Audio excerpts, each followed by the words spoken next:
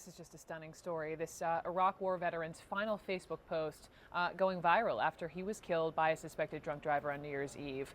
Matthew DeReamer was 31 years of age. He was just out around 8 o'clock at night going for a ride on his motorcycle when he was hit and pronounced dead at the scene. His life was on an upward track in the months before his death, hours before he was killed. He posted this incredibly inspirational message on Facebook. And I talked with his parents, Michael and Julie DeReamer, about their agonizing loss. And I asked his father first just to read his son's final Facebook post out loud.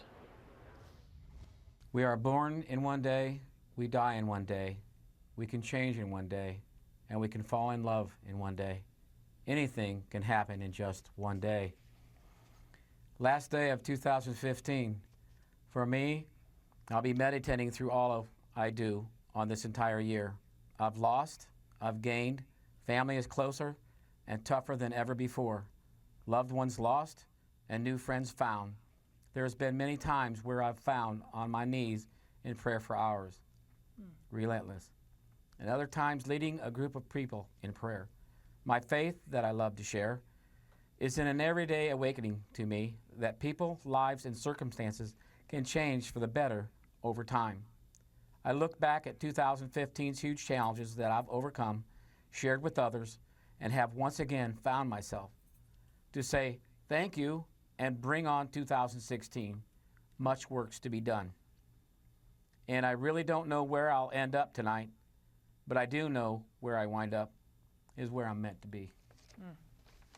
How powerful, and the gratitude expressed in that, and that tonight would be ultimately his death when he was killed by this alleged drunk driver as he was out riding his motorcycle. And Julie, to you, at what point were you aware of the Facebook post, and how do you interpret that?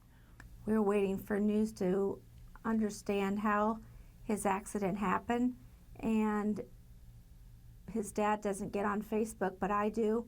And it wasn't until I got up and read it to fully understand what had happened. I couldn't believe it. Brooke, I think the reason why we're here and maybe so many people have heard about it is his Facebook page and Julie's page has blown up. People are reaching out that we've never known. What are they saying? How great a man he was, that he valued others above himself. He was selfless, very selfless.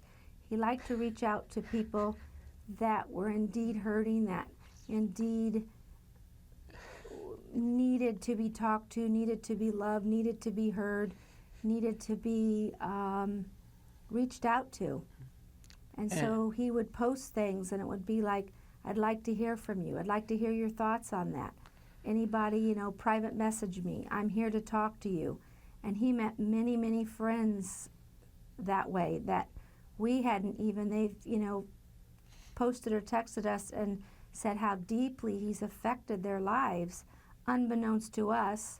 And it's been awesome to meet these people and hear from them. Looking at pictures, how handsome, and how I read that he would be in constant contact with you all and would send pictures of himself, right? He loves sending selfies, is that right, Julie? Every morning he would be in a surgical suite. He wouldn't say what procedure they were doing for the day, but he'd have his surgical cap on, put his thumbs up and say, "Today's a great day, Mom, hope you're up, I am." And of course he'd usually wake me up and I would read that, and then it would be him then saying, "Great procedure today." And then once he got off work, "This is what I learned today. Love my job, love the people I'm with." Michael, what will you miss the most? Well, right now I'm having a hard time overcoming that I can't access him. I can't talk to him. I can't hug him. He had a great hug.